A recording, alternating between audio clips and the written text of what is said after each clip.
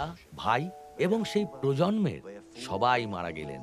পরে এমন এক নতুন রাজা মিশরের ক্ষমতা এলেন যার কাছে যোসেফের কোনো গুরুত্বই ছিল না। দেখো, তিনি তার প্রজাদের বললেন, ইসরায়েলেরা আমাদের পক্ষে বড় বেশি সংখ্যক হয়ে পড়েছে, এসো আমরা তাদের প্রতি প্রজ্ঞাপূর্বক ব্যবহার করি, তা না হলে তারা এর চেয়েও বেশি সংখ্যক হয়ে যাবে এবং যদি যুদ্ধ শুরু হয়ে যায় তারা আমাদের শত্রুদের সাথে যোগ দেবে, আমাদের বিরুদ্ধে লড়াই করবে ও দেশ ছেড়ে চলে যাবে। অতএব তারা বাধ্যতামূলকভাবে পরিশ্রম করিয়ে ইসরায়েলদের নিগৃহীত করার জন্য তাদের উপর কড়া তত্ত্বাবধায়কদের নিযুক্ত করে দিল এবং তারা ফরৌনের জন্য ভান্ডার নগরী রূপে পিথম ও রামিসেস কেটে তুলল। কিন্তু যত বেশি তাদের নিপীড়িত করা হলো তত বেশি তাদের সংখ্যা বৃদ্ধি হলো ও তারা ছড়িয়ে পড়ল।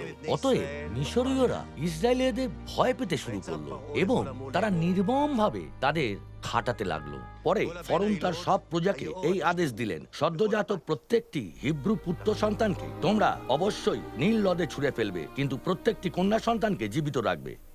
এদিকে লেবি বংশের একজন লোক এক লেবীয় মহিলাকে বিয়ে করলেন, আর সেই মহিলাটি গর্ভবতী হলেন ও এক পুত্র সন্তানের জন্ম দিলেন।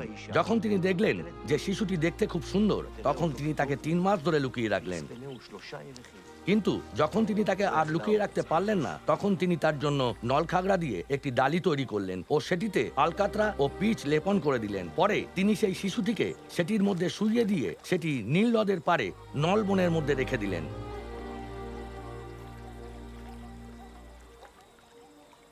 শিশুটির দিদি একটু দূরে দাঁড়িয়ে লক্ষ্য রাখছিল তার ভাইয়ের প্রতি কি ঘটতে চলেছে।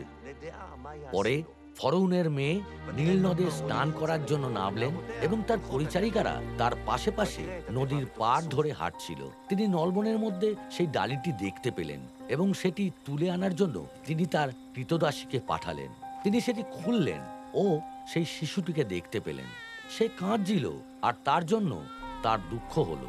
এ হিব্রু শিশুদের মধ্যেই একজন, তিনি বললেন।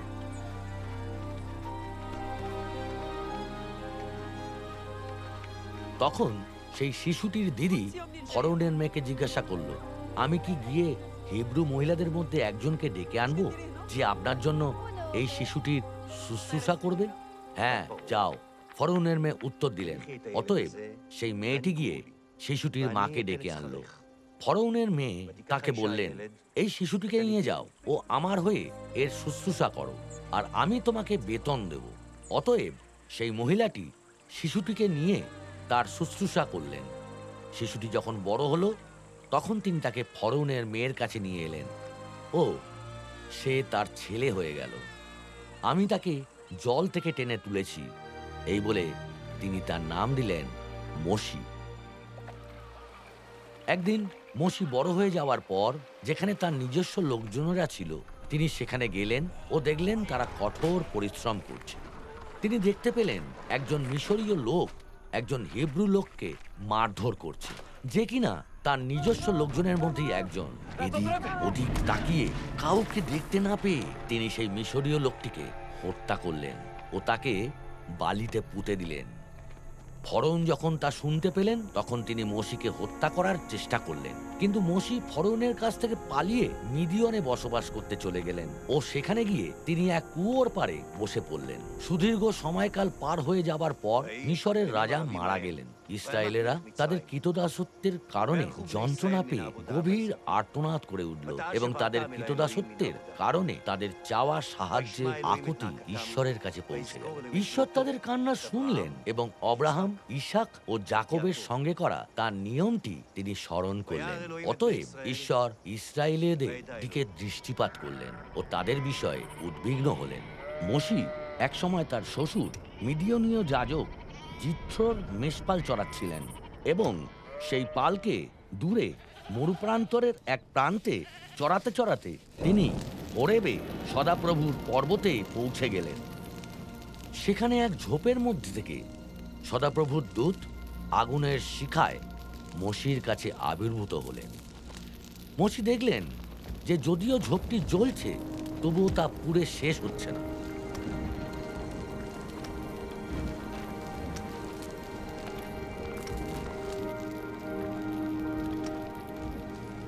সদাপ্রভু যখন দেখলেন যে মোশি দেখার জন্য কাছে এগিয়ে আসছে, তখন ঈশ্বর সেই ঝোপের মধ্যে থেকে মোশিকে ডেকে বললেন, মোশি, মোশি। আর মোশি বললেন, আমি এখানে। আর কাছে এসো না। ঈশ্বর বললেন, তোমার চটি জুতো খুলে ফেলো, কারণ তুমি যে স্থানে দাঁড়িয়ে আছো সেটি পবিত্র ভূমি।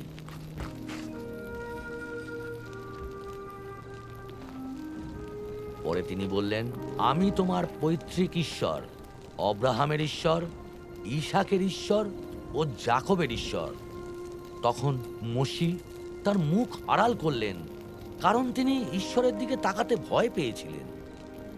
সদাপ্রভু বললেন, আমি সত্যিই মিশরে আমার প্রজাদের দুর্দশা দেখেছি।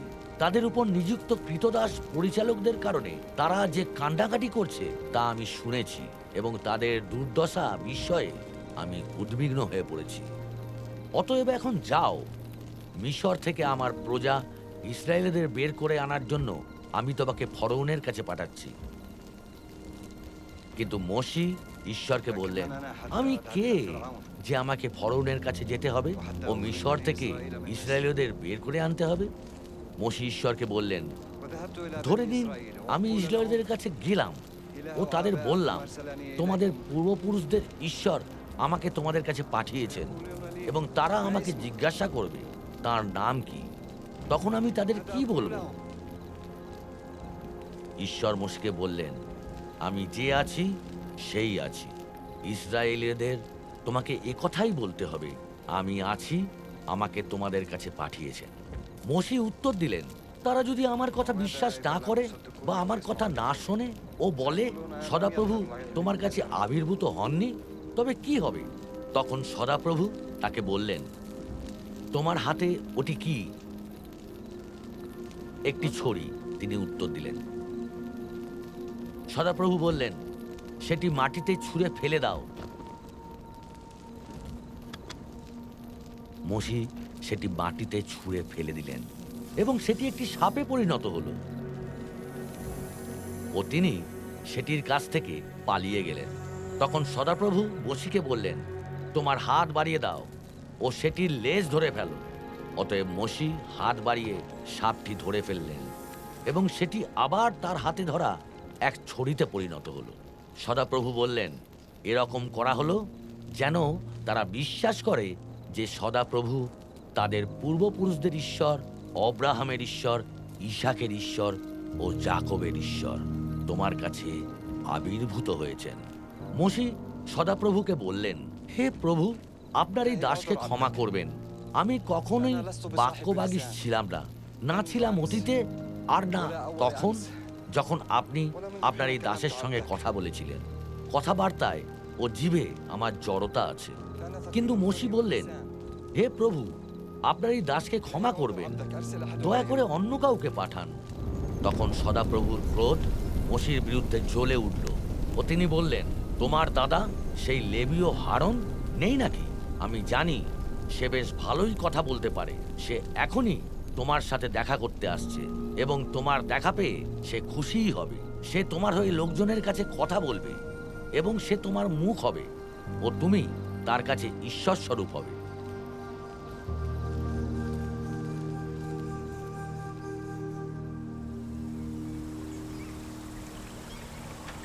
সদাপ্রভু মোশিকে বললেন, তুমি যখন মিশরে ফিরে যাবে তখন দেখো আমি তোমাকে যেসব আশ্চর্য কাজ করার ক্ষমতা দিয়েছি সেগুলি যেন তুমি ফরৌনের সামনে করে দেখাও। কিন্তু আমি তার হৃদয় এমন কঠিন করব যে সে লোকদের যেতে দেবে না।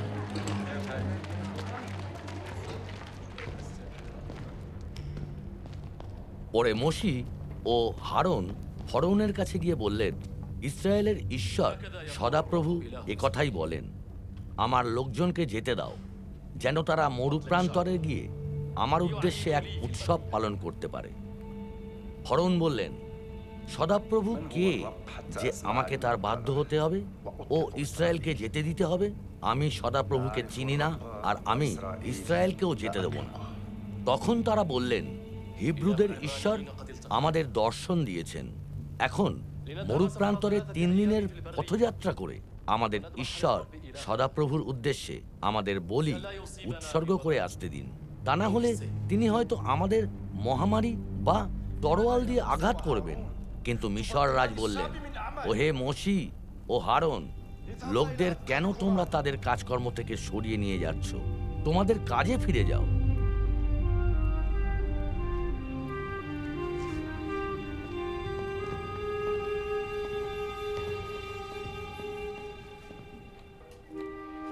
সেদিনই ফরৌন লোকজনের দায়িত্বে থাকা কৃতদাস, পরিচালকদের ও তত্ত্বাবধায়কদের এই আদেশ দিলেন, লোকদের জন্য কাজকর্ম এত কঠিন করে দাও যেন তারা কাজ করতেই থাকে ও মিথ্যা কথায় মনোযোগ না দেয়। মোশি সদাপ্রভুর কাছে ফিরে গিয়ে বললেন, কেন হে প্রভু, কেন তুমি এই লোকদের অসুবিধায় ফেললে? এজন্যই কি তুমি আমাকে পাঠিয়েছিলে? যখন থেকে আমি তোমার নাম করে ফরৌনের সাথে কথা বলতে গিয়েছি, তখন থেকেই তিনি এই লোকদের অসুবিধায় ফেলেছেন এবং তুমি তোমার প্রজাদের আদৌ উদ্ধার করনি। তখন সদাপ্রভু মোশিকে বললেন, এখন তুমি দেখবে আমি ফরৌনের প্রতি কি করব। আমার শক্তিশালী হাতের কারণে সে তাদের যেতে দেবে। আমার শক্তিশালী হাতের কারণে সে তাদের তার দেশ থেকে তাড়িয়ে দেবে। এছাড়াও আমি সেই ইসরায়েলদের কান্না শুনেছিলাম, যাদের মিশরীয়রা কৃতদাস করে রেখেছে, এবং আমি আমার নিয়ম স্মরণ করলাম। কিন্তু আমি ফরৌনের হৃদয় কঠিন করব, ও যদিও আমি মিশরে আমার চিহ্নের ও অলৌকিক কাজের সংখ্যা বৃদ্ধি করব, তবুও সে তোমাদের কথা শুনবে না। পরে আমি মিশরের উপর আমার হাত বাড়াবো এবং দণ্ডের ক্ষমতাশালী কাজের মাধ্যমে আমি আমার সৈন্য সামন্তকে, আমার প্রজা ইসরায়েলদের বের করে আনবো। আর আমি যখন মিশরের বিরুদ্ধে আমার হাত প্রসারিত করব ও সেখান থেকে ইসরায়েলদের বের করে আনবো, তখনই মিশরীয়রা জানবে যে আমি সদাপ্রভু। এদিকে সদাপ্রভু মোশিকে বললেন, আমি ফরৌনের ও মিশরের উপর আরও একটি আঘাত নিয়ে আসব, পরে সে তোমাদের এখান থেকে যেতে দেবে, এবং যখন সে তা করবে তখন সম্পূর্ণরূপে সে তোমাদের তাড়িয়ে দেবে। ইসরায়েলের সমগ্র জনসাধারণকে বলো যে এই মাসের 10ম দিনে প্রত্যেকটি লোককে তার পরিবারের জন্য একটি করে মেষশাবক নিতে হবে, এক একটি পরিবারের জন্য এক একটি মেষশাবক। পরে খানিকটা রক্ত নিয়ে তা তাদের সেই বাড়ির দরজায়, চৌকাঠের দুই পাশে ও উপর দিকে লাগিয়ে দিতে হবে, যেখানে তারা সেই মেষশাবকগুলি খাবে। সে রাতেই আগুনে ঝলসে সেই মাংস তাদের তেতো শাক ও খামিরবিহীন রুটির সাথে খেতে হবে। এভাবেই তোমাদের তা খেতে হবে। তোমরা আলখাল্লা কোমরবন্ধে গুজে নেবে, পায়ে চটি জুতো পরে থাকবে এবং হাতে ছড়ি ধরে রাখবে। তাড়াতাড়ি করে তা খাবে। এ হলো সদাপ্রভুর নিস্তার পর্ব। সে রাতেই আমি মিশরের মধ্যে দিয়ে যাব এবং মানুষ ও পশু উভয়ের প্রত্যেক প্রথম জাতকে আঘাত করব এবং মিশরের সব দেবতাকে আমি দণ্ড দেব। আমি সদাপ্রভু। তোমরা যেখানে আছো সেই ঘরগুলির উপর সেই রক্তই তোমাদের জন্য চিহ্ন হবে, এবং আমি যখন সেই রক্ত দেখব তখন আমি তোমাদের অতিক্রম করে যাব। আমি যখন মিশরকে আঘাত করব তখন কোনো ধ্বংসাত্মক আঘাত তোমাদের স্পর্শ করবে না। মাঝরাতে সদাপ্রভু মিশরে সব প্রথম জাতকে, সিংহাসনে উপবিষ্ট ফরৌনের প্রথমজাত সন্তান থেকে শুরু করে অন্ধকূপে থাকা বন্দীর প্রথমজাত সন্তান এবং সব গৃহপালিত পশুর প্রথমজাত শাবক পর্যন্ত সবাইকে আঘাত করলেন। রাতের বেলায় ফরৌন এবং তার কর্মকর্তারা জেগে গেল, আর মিশরে প্রবল হাহাকার শুরু হয়ে গেল, কারণ এমন কোনো বাড়ি ছিল না যেখানে কেউ মারা যায়নি।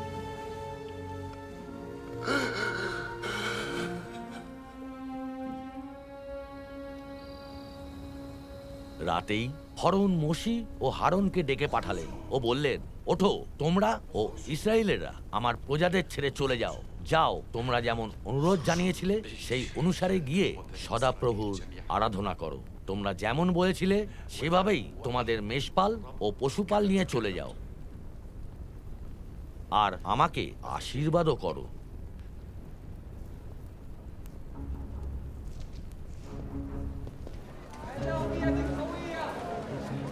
ইসরায়েলি জনগণ মিশরে 430 বছর ধরে বসবাস করল। 430 বছরের শেষে সেদিনই সদাপ্রভু সব বাহিনী মিশর ছেড়ে এলো।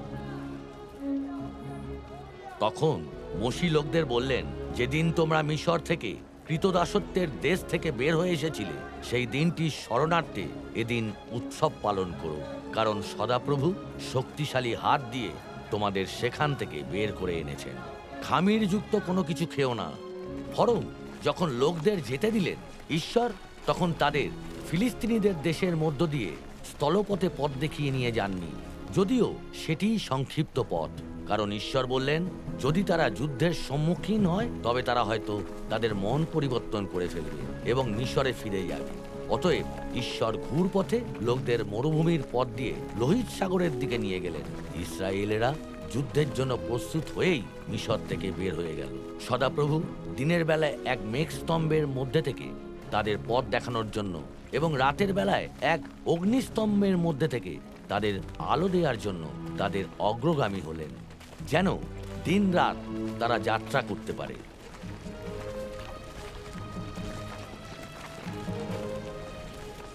পরে সদাপ্রভু মসিকে বললেন, ইসরায়েলীয়দের বলো তারা যেন পিছনে ফিরে বিগদোলের ও সমুদ্রের মাঝামাঝি অবস্থিত বি-হহিরোতের কাছে শিবির স্থাপন করে। তাদের সরাসরি বায়াল সফনের বিপরীত দিকে সমুদ্রের ধারে শিবির স্থাপন করতে হবে। ফরৌন ভাববে ইসরায়েলেরা মরুভূমি দ্বারা পরিবেষ্টিত হয়ে ধন্ধে পড়ে দেশে ইতস্তত বিচরণ করে বেড়াচ্ছে।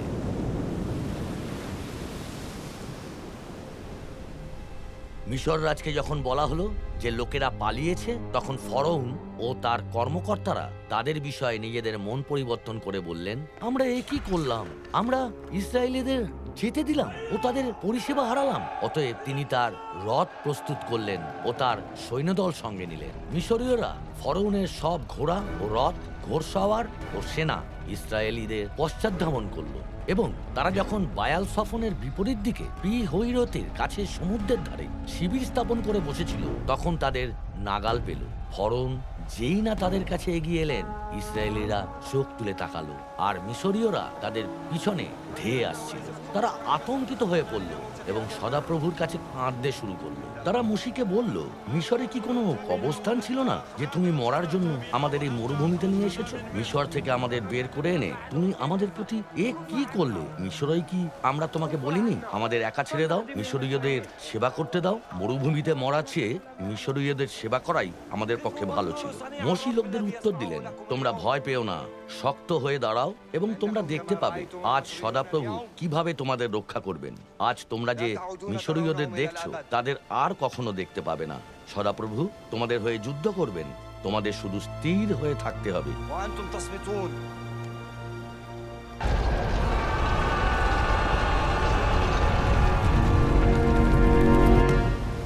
তখন সদাপ্রভু মসিকে বললেন, তুমি আমার কাছে কাঁদছো কেন? ইসরায়েলীয়দের এগিয়ে যেতে বলো। তোমার ছড়িটি উঠিয়ে নাও এবং জল ভাগ করার জন্য তোমার হাতটি সমুদ্রের উপর প্রসারিত করো, যেন ইসরায়েলেরা সমুদ্রের একদিক থেকে অন্যদিকে শুকনো জমির ওপর দিয়ে চলে যেতে পারে। পরে মসি সমুদ্রের উপর হাত প্রসারিত করলেন এবং সেই সারা রাত সদাপ্রভু এক প্রবল পূর্বীয় বাতাস বইয়ে সমুদ্রকে পিছিয়ে দিলেন এবং সেটিকে শুকনো জমিতে পরিণত করলেন। জল দুই ভাগে বিভক্ত হয়ে গেল এবং ইসরায়েলেরা শুকনো জমির ওপর দিয়ে সমুদ্রের একদিক থেকে অন্যদিকে চলে গেল, আর তাদের ডান দিকে ও তাদের বাঁ দিকে ছিল জলের এক প্রাচীর। মিশরীয়রা তাদের পশ্চাদ্ধাবন করলো এবং ফরৌনের সব ঘোড়া ও রথ ও ঘোড়সওয়ার ইসরায়েলেদের অনুগামী হয়ে সমুদ্রে গিয়ে পড়ল।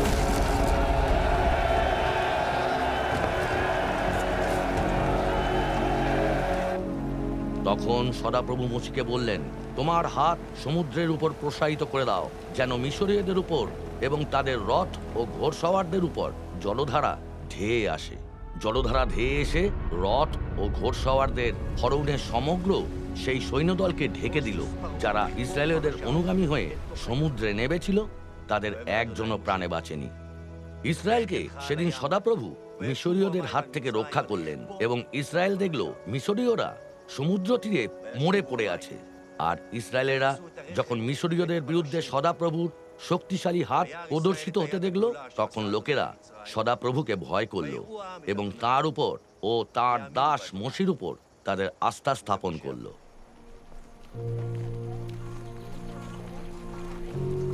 ইসরায়েলিদের সমগ্র জনসমাজ মিশর থেকে বের হয়ে আসার পর দ্বিতীয় মাসের ১৫তম দিনে এলিম থেকে বের হয়ে সেই সিন মরুভূমিতে এলো, যা এলিম ও সিনয়ের মাঝখানে অবস্থিত। সেই মরুভূমিতে সমগ্র জনসমাজ মোশি ও হারনের বিরুদ্ধে অভিযোগ জানালো। ইসরায়েলেরা তাদের বলল, হায়, আমরা কেন মিশরেই সদাপ্রভুর হাতে মারা পড়িনি? সেখানে আমরা মাংসের হাড়ি ঘিরেই বসে থাকতাম ও আমাদের চাহিদানুসারেই সব খাবার দাবার খেতাম, কিন্তু তোমরা সমগ্র এই জনসমাজকে অনাহারে মেরে ফেলার জন্য আমাদের এই মরুভূমিতে নিয়ে এসেছো। অতএব মোশি ও হারন সব ইসরায়েলকে বললেন, সন্ধ্যেবেলায় তোমরা জানতে পারবে যে সদাপ্রভুই তোমাদের মিশর থেকে বের করে এনেছেন, এবং সকালবেলায় তোমরা সদাপ্রভুর মহিমা দেখতে পাবে, কারণ তাঁর বিরুদ্ধে তোমাদের গজগজানি তিনি শুনেছেন। আমরা কে যে তোমরা আমাদের বিরুদ্ধে অভিযোগ জানাচ্ছ? মোশি এও বললেন, যখন তিনি সন্ধ্যাবেলায় তোমাদের মাংস খেতে দেবেন ও সকালবেলায় তোমাদের চাহিদানুসারে সব খাদ্য দেবেন, তখনই তোমরা জানতে পারবে যে তা সদাপ্রভুই দিয়েছেন, কারণ তার বিরুদ্ধে করা তোমাদের গজগজানি তিনি শুনেছেন। আমরা কে? তোমরা আমাদের বিরুদ্ধে অভিযোগ জানাচ্ছ না, কিন্তু সদাপ্রভুর বিরুদ্ধেই জানাচ্ছ।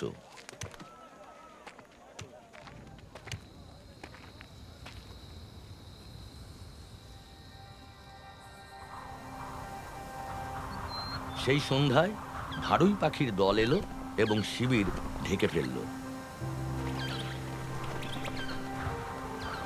এবং সকালবেলায় শিবিরের চারপাশে শিশিরের এক পরত পড়েছিল।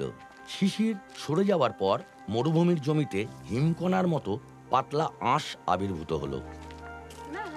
ইসরায়েলেরা যখন তা দেখল, তখন তারা পরস্পরকে বলল, এটি কি?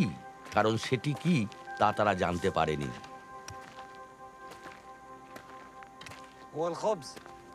মোশি তাদের বললেন, এ হলো সেই খাদ্য যা সদাপ্রভু তোমাদের খেতে দিয়েছেন।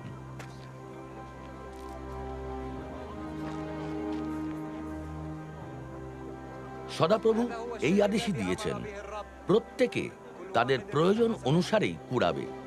তোমাদের তাঁবুতে থাকা এক একজনের জন্য এক ওমর করে কুড়াও। ইসরায়েলেরা তাই করল, যা তাদের করতে বলা হয়েছিল। কয়েকজন বেশি পরিমাণে কুড়ালো এবং কয়েকজন কম পরিমাণে কুড়ালো।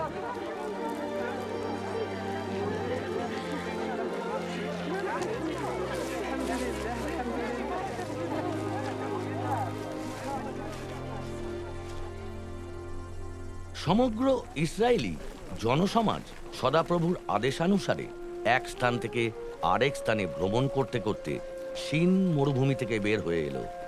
তারা রফিদিমে শিবির স্থাপন করলো, কিন্তু সেখানে লোকজনের জন্য পানীয় জল ছিল না। তাই তারা মোশির সঙ্গে ঝগড়া বিবাদ করে বলল, আমাদের পানীয় জল দাও। মোশি উত্তর দিলেন, তোমরা কেন আমার সঙ্গে ঝগড়া বিবাদ করছো? তোমরা কেন সদাপ্রভুর পরীক্ষা নিচ্ছ? কিন্তু লোকেরা সেখানে জলের জন্য তৃষ্ণার্ত হলো এবং তারা মোশির বিরুদ্ধে অভিযোগ জানালো। তারা বলল, কেন তুমি আমাদের ও আমাদের সন্তান সন্ততিকে এবং আমাদের গৃহপালিত পশুপালকে তৃষ্ণার্ত হয়ে মরে যাওয়ার জন্য মিশর থেকে বের করে এখানে নিয়ে এসেছো? তখন মোশি সদাপ্রভুর কাছে কেঁদে বললেন, এই লোকদের নিয়ে আমি কি করব? তারা তো প্রায় আমাকে পাথর মারার জন্য তৈরি হয়ে আছে। সদাপ্রভু মোশিকে উত্তর দিলেন, লোকদের সামনে চলে যাও, ইসরায়েলের কয়েকজন প্রাচীনকে তোমার সাথে নাও ও তোমার সেই ছড়িটি হাতে তুলে নাও, যেটি দিয়ে তুমি নীল নদে আঘাত করেছিলে, এবং যাও।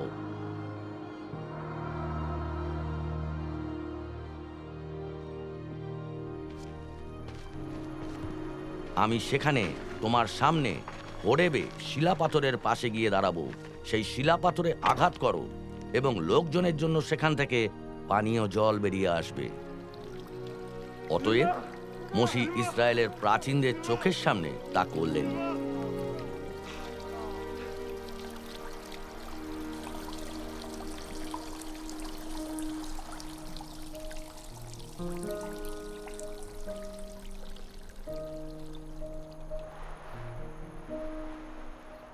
রফিদিম থেকে যাত্রা শুরু করার পর তারা সিনয় মরুভূমিতে প্রবেশ করলো এবং পর্বতের সামনের দিকে ইসরায়েল সেখানে মরুভূমিতে শিবির স্থাপন করলো। তৃতীয় দিন সকালবেলায় বজ্রপাত হলো ও বিদ্যুৎ চমকালো। একই সাথে ঘন মেঘে পর্বত ঢেকে গেল ও খুব জোরে শিঙার শব্দ শোনা গেল। শিবিরের মধ্যে প্রত্যেকে কেঁপে উঠল। সদাপ্রভু সিনয় পর্বতের চূড়ায় নেমে এলেন এবং মোশিকে পর্বতের চূড়ায় ডেকে নিলেন। অতএব মোশি উপরে উঠে গেলেন আর ঈশ্বর এইসব কথা বললেন, আমি তোমার ঈশ্বর সেই সদাপ্রভু, যিনি তোমাকে মিশর থেকে কৃতদাসত্বের সেই দেশ থেকে বের করে এনেছেন। আমার সামনে তুমি অন্য কোনো দেবতা রাখবে না। নিজের জন্য তুমি ঊর্ধ্বস্থ স্বর্গের বা অধস্থ পৃথিবীর বা জলরাশির তলার কোনো কিছুর আকৃতি বিশিষ্ট কোনো প্রতিমা তৈরি করবে না। তোমার ঈশ্বর সদাপ্রভুর নামের অপব্যবহার করো না, কারণ যে কেউ তার নামের অপব্যবহার করে সদাপ্রভু তাকে নির্দোষ প্রতিপন্ন করবেন না। পবিত্রতায় বিশ্রাম দিন পালন করে স্মরণ করো। তোমার বাবাকে ও তোমার মাকে সম্মান করো, যেন তুমি সেই দেশে দীর্ঘকাল বেঁচে থাকতে পারো, যে দেশ তোমার ঈশ্বর সদাপ্রভু তোমাকে দিচ্ছেন।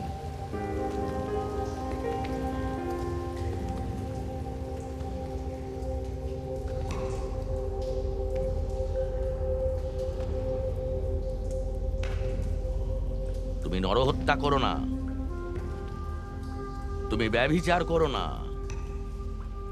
তুমি চুরি করো না, তুমি তোমার প্রতিবেশীর বিরুদ্ধে মিথ্যা সাক্ষ্য দিও না, তুমি তোমার প্রতিবেশীর ঘরবাড়ির প্রতি লোভ করো না, তুমি তোমার প্রতিবেশীর স্ত্রীর বা তার দাস বা দাসীর, তার বলদের বা গাধার বা তোমার প্রতিবেশীর অধিকারভুক্ত কোনো কিছুর প্রতি লোভ করো না। তখন সদাপ্রভু মোশিকে বললেন, ইসরায়েলেদের এ কথা বলো, তোমরা নিজেরাই দেখলে যে আমি স্বর্গ থেকে তোমাদের সঙ্গে কথা বলেছি। আমার পাশাপাশি রাখার জন্য অন্য কোনো দেবতা তৈরি করো না। নিজেদের জন্য রূপোর দেবতা বা সোনার দেবতা তৈরি করো না। সিনয় পর্বতে মোশির সঙ্গে সদাপ্রভুর কথা বলা শেষ হয়ে যাবার পর তিনি মোশিকে ঈশ্বরের আঙুল দিয়ে খোদাই করা পাথরের ফলকগুলি, বিধিনিয়মের সেই দুটি ফলক দিলেন।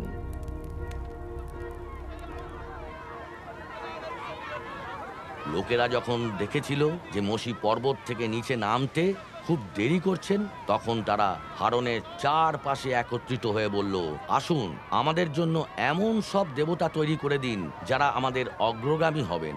যে মোশি আমাদের মিশর দেশ থেকে বের করে এনেছেন তার কি হলো তা আমরা জানি না। পরে সদাপ্রভু মোশিকে বললেন, নিচে নেমে যাও, কারণ তোমার যে লোকদের তুমি মিশর থেকে বের করে এনেছো তারা নীতিভ্রষ্ট হয়ে পড়েছে। আমি তাদের যে আদেশ দিয়েছিলাম তা থেকে তারা খুব তাড়াতাড়ি বিপদগামী হয়ে পড়েছে এবং নিজেদের জন্য তারা ঢালাই করে বাছুরের আকৃতি বিশিষ্ট একটি প্রতিমা তৈরি করেছে। সেটির সামনে তারা নতজানু হয়ে এবং সেটির উদ্দেশ্যে বলি উৎসর্গ করে বলেছে, হে ইসরায়েল, এরাই তোমার সেই সব দেবতা যারা মিশর থেকে তোমাকে বের করে এনেছেন। যিহোশূয় যখন লোকজনের চিৎকার শুনলেন তখন তিনি মোশিকে বললেন, শিবিরে যুদ্ধের শব্দ হচ্ছে। মোশি উত্তর দিলেন, এটি জয়ধ্বনির শব্দ নয়, এটি পরাজয়ের শব্দ নয়, আমি গানের শব্দ শুনতে পাচ্ছি।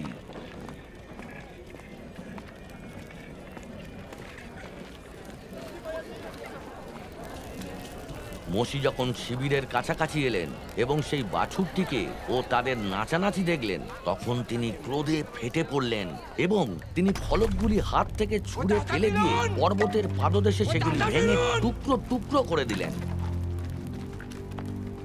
كفرتم بالرب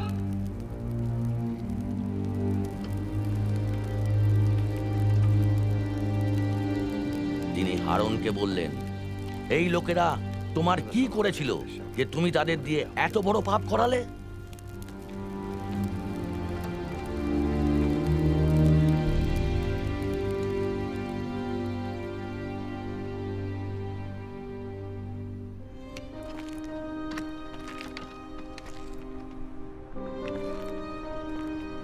অতএব মোশি সদাপ্রভুর কাছে ফিরে গিয়ে বললেন, হায় হায়, এই লোকেরা কি মহাপাপী না করেছে! তারা নিজেদের জন্য সোনার দেবতা তৈরি করেছে।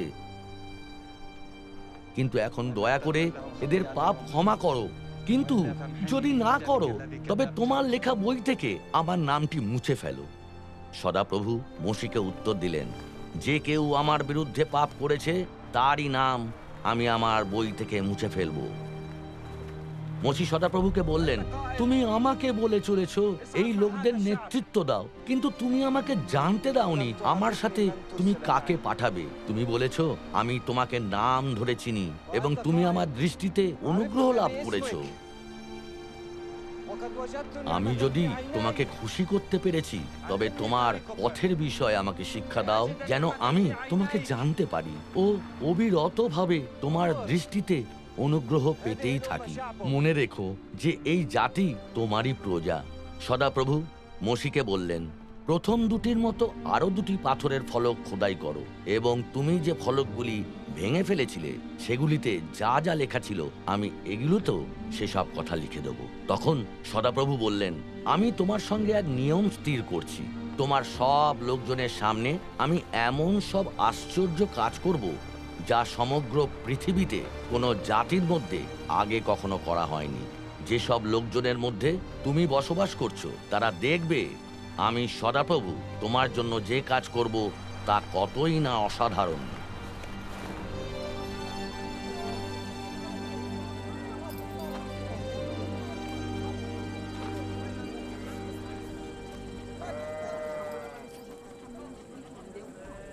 মোশি সমগ্র ইসরায়েলি সমাজকে একত্রিত করলেন এবং তাদের বললেন, সদাপ্রভু তোমাদের এরকম করার আদেশ দিয়েছেন। তোমাদের মধ্যে যারা দক্ষ কারিগর তাদের এগিয়ে আসতে হবে ও সদাপ্রভুর আদেশানুসারে সবকিছু করতে হবে। আবাস এবং সেটির তাঁবু ও সেটির আচ্ছাদন, আঁকড়া, কাঠামো, আগল, খুঁটি ও ভিতগুলি, সিন্দুক ও সেটির খুঁটিগুলি এবং প্রায়শ্চিত্ত, আচ্ছাদন ও সেটিকে আড়াল করে থাকা পর্দা, টেবিল ও সেটির খুঁটিগুলি এবং সেটির সব উপকরণ ও দর্শন দুটি, আলো দেওয়ার জন্য দীপাধার ও সেটির আনুষঙ্গিক উপকরণ, প্রদীপ ও আলোর জন্য তেল, ধূপবেদী ও সেটির খুঁটিগুলি, অভিষেক তেল ও সুগন্ধি ধূপ, সমাগম তাঁবুর প্রবেশদ্বারে দরজার জন্য পর্দা,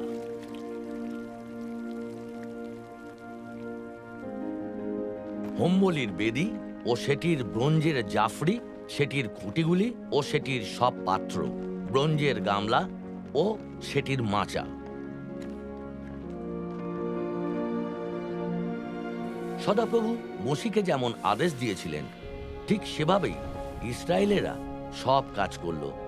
মোশি সেই কাজ পরিদর্শন করলেন এবং দেখলেন যে সদাপ্রভু যেমন আদেশ দিয়েছিলেন ঠিক সেভাবেই তারা তা করেছে।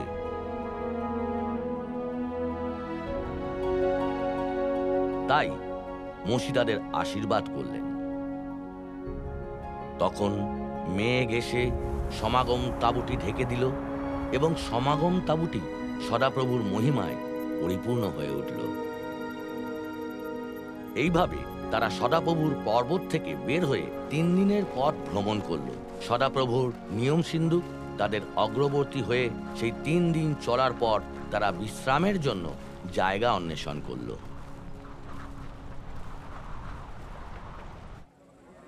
সদাপ্রভু মোশিকে বললেন, আমি ইসরায়েলীদের যে দেশ দিতে চাই সেই কনানের ভূমি নিরীক্ষণ করতে কয়েকজন ব্যক্তিকে পাঠাও। প্রত্যেক পিতৃগোষ্ঠীর নেতৃবৃন্দ থেকে একজন করে পাঠাও। কনান নিরীক্ষণ করতে পাঠানোর সময় মোশি তাদের বললেন, নেগেবের মধ্যে দিয়ে উঠে পার্বত্য অঞ্চলে গমন করবে। লক্ষ্য করবে সেই দেশ কি রকম, সেখানকার লোকেরা দুর্বল না শক্তিশালী, তারা সংখ্যায় অল্প না বেশি, মাটি বা কি রকম, উর্বর না অনুর্বর, বৃক্ষ সমন্বিত না বৃক্ষবিহীন। আপ্রাণ চেষ্টা করো সেই দেশের কিছু ফল নিয়ে আসতে। وتشددوا أن تأخذوا من ثمر الأرض. بوركتم.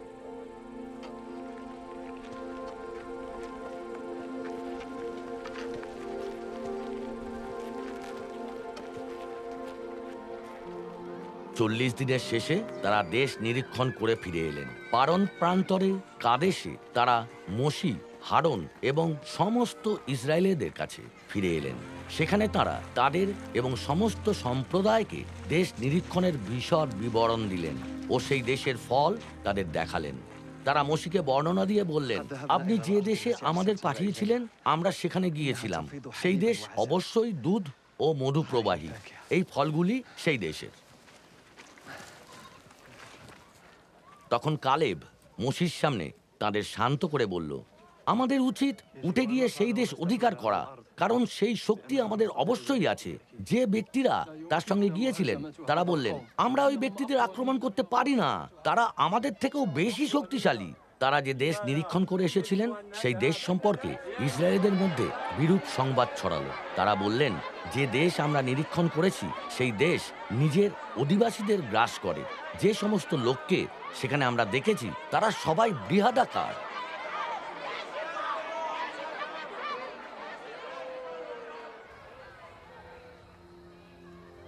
সেই রাতে সমাজের আপামর জনতা উচ্চস্বরে কান্নাকাটি করল। ইসরায়েলেরা সবাই মোশি ও হারানের বিপক্ষে অসন্তোষ প্রকাশ করল।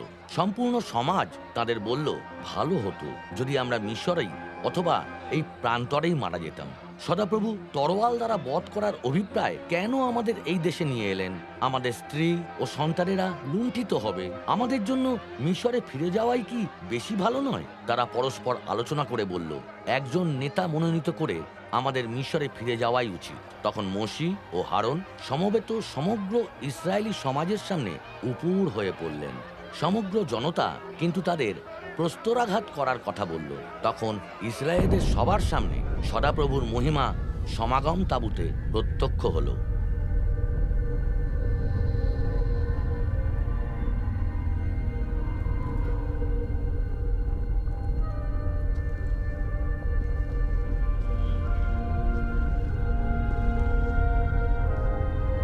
সদাপ্রভু মোশিকে বললেন, কত কাল এই লোকেরা আমার অবমাননা করবে?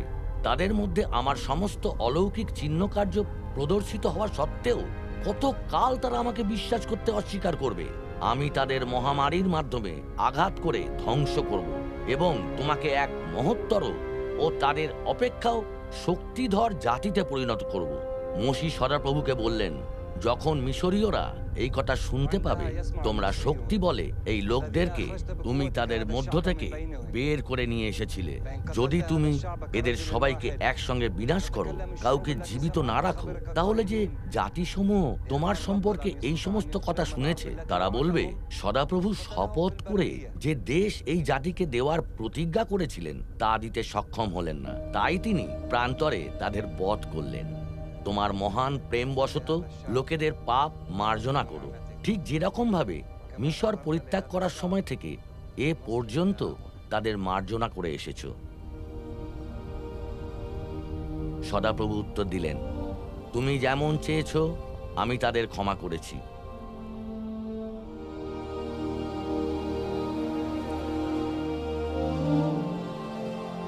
তা সত্ত্বেও আমার জীবনের দিব্য এবং সমস্ত পৃথিবী সদাপ্রভুর প্রতাপে পরিপূর্ণ হবে। যত লোক আমার প্রতাপ এবং মিশরে ও প্রান্তরে আমার সাধিত অলৌকিক কাজগুলো প্রত্যক্ষ করেছে কিন্তু আমাকে অমান্য করে 10 বার আমার পরীক্ষা করেছে, তাদের মধ্যে একজনও কখনোই সেই দেশ দেখতে পাবে না যা আমি শপথপূর্বক তাদের পূর্বপুরুষদের দান করার প্রতিজ্ঞা করেছিলাম। যারা আমাকে অবজ্ঞা করেছে তাদের মধ্যে কেউ কখনোই সেই দেশ দেখতে পাবে না। ইসরায়েলের বিপক্ষে সদাপ্রভুর ক্রোধ বহ্নিমান হয়েছিল। তিনি 40 বছর তাদের প্রান্তরে পরিভ্রমণ করিয়েছিলেন, যতদিন না সেই সম্পূর্ণ প্রজন্ম যারা তার দৃষ্টিতে কুকাজ করেছিল মারা গেল। সদাপ্রভু ইসরায়েলের সম্বন্ধে মোশিকে যেসব নির্দেশ দিয়েছিলেন তা তিনি 40তম বছরের 11 মাসের প্রথম দিনে তাদের কাছে প্রকাশ করেছিলেন। হে ইসরায়েল, শোনো, আমাদের ঈশ্বর সদাপ্রভু একই প্রভু। তুমি তোমার সমস্ত হৃদয় ও তোমার সমস্ত প্রাণ ও তোমার সমস্ত শক্তি দিয়ে তোমার ঈশ্বর সদাপ্রভুকে প্রেম করবে।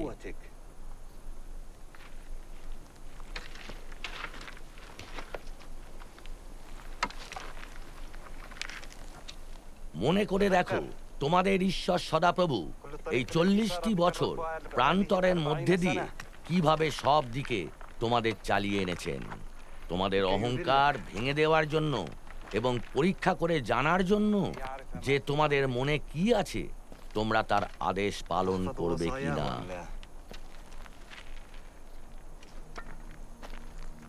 তোমরা তোমাদের ঈশ্বর সদাপ্রভুর আদেশ পালন করবে, তার পথে চলবে এবং তাকে ভক্তি করবে, কেননা তোমাদের ঈশ্বর সদাপ্রভু তোমাদের মনোরম দেশে নিয়ে যাচ্ছেন, যে দেশে রয়েছে উপত্যকা ও পাহাড় থেকে বয়ে চলা নদী, ফোয়ারা আর মাটির তলার জল। তোমাদের ঈশ্বর সদাপ্রভু তোমাদের ইসরায়েলি ভাইদের মধ্য থেকে আমার মতো একজন ভাববাদীর উত্থান ঘটাবেন। তোমরা নিশ্চয়ই তার কথা শুনবে। তোমাদের ঈশ্বর সদাপ্রভু তোমাদের জন্য আজ নিশ্চয়তার শপথ করে যে বিধান স্থাপন করেছেন, সেই শপথ ও বিধান মেনে নেবার জন্য তোমরা এখানে এসে দাঁড়িয়েছো, যেন তিনি আজ তোমাদের নিজের প্রজারূপে স্থাপন করেন, যেন তিনি তোমাদের ঈশ্বর হন, যেমন তিনি তোমাদের এবং তোমাদের পূর্বপুরুষদের অব্রাহাম, ইসাক ও জাকবের কাছে প্রতিজ্ঞা করে শপথ করেছিলেন। ويعقوب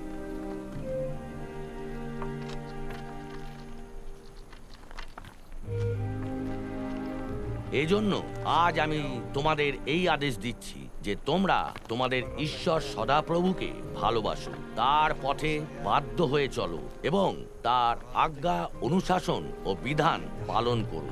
তাহলে তোমরা বাঁচবে ও সংখ্যায় বৃদ্ধি পাবে এবং যে দেশ তোমরা অধিকার করতে যাচ্ছ, যেখানে তোমাদের ঈশ্বর সদাপ্রভু তোমাদের আশীর্বাদ করবেন। কিন্তু তোমাদের হৃদয় যদি তাঁর কাছ থেকে সরে যায় এবং তোমরা তাঁর বাধ্য না হও, আর যদি তোমরা অন্য দেবতাদের কাছে গিয়ে তাদের প্রণাম করো এবং সেবা করো, তবে আজ আমি তোমাদের বলে দিচ্ছি যে তোমরা নিশ্চয়ই ধ্বংস হবে।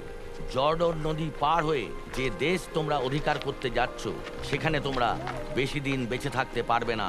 أنا اليوم আমার বয়স এখন 120 বছর এবং আমি আর তোমাদের পরিচালনা করতে পারছি না।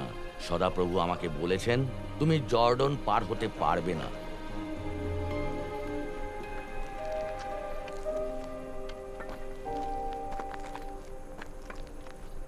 এরপর মোশি জিহোশুয়াকে ডাকলেন এবং সমস্ত ইসরায়েলীয়র সামনে তাকে বললেন,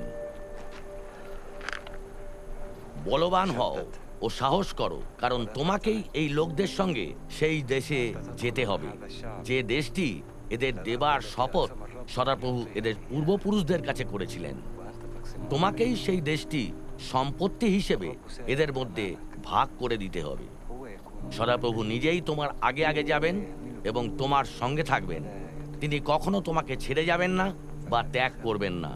তুমি ভয় পেও না, নিরাশ হয়েও না। لا تخف ولا ترتعب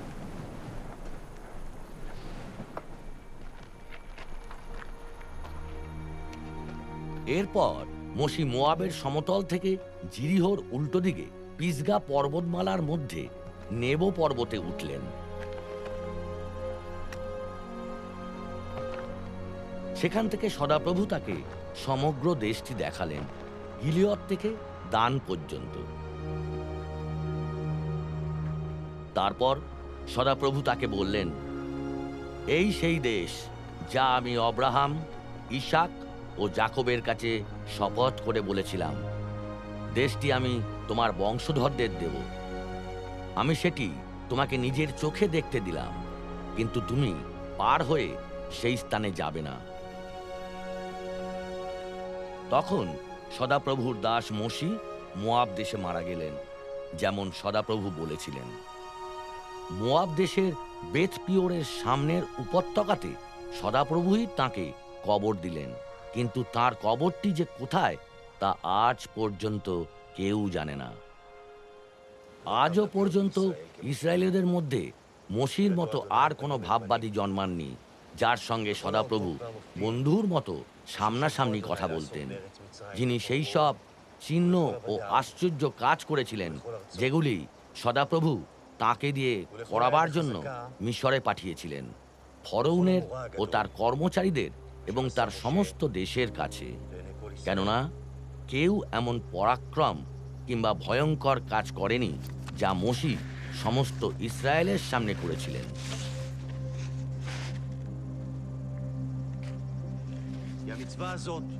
আজ আমি তোমাদের যে আদেশ দিচ্ছি তা পালন করা তোমাদের পক্ষে তেমন শক্ত নয়, কিংবা তোমাদের নাগালের বাইরেও নয়। না, সেই বাক্য তোমাদের খুব কাছেই আছে, তা তোমাদের মুখে ও তোমাদের হৃদয়ে রয়েছে, যেন তোমরা তা পালন করতে পারো। তোমাদের বিরুদ্ধে মহাকাশ ও পৃথিবীকে সাক্ষী রেখে আমি আজ বলছি যে আমি তোমাদের সামনে জীবন ও মৃত্যু, আশীর্বাদ ও অভিশাপ রাখছি।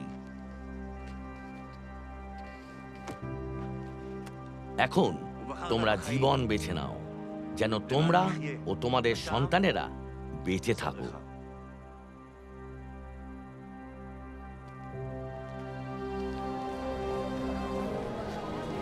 সময় আসছে, সদাপ্রভু এই কথা বলেন, যখন আমি ইসরায়েলের কুল ও জিহুদার বংশধরদের সঙ্গে একটি নূতন নিয়ম স্থাপন করব।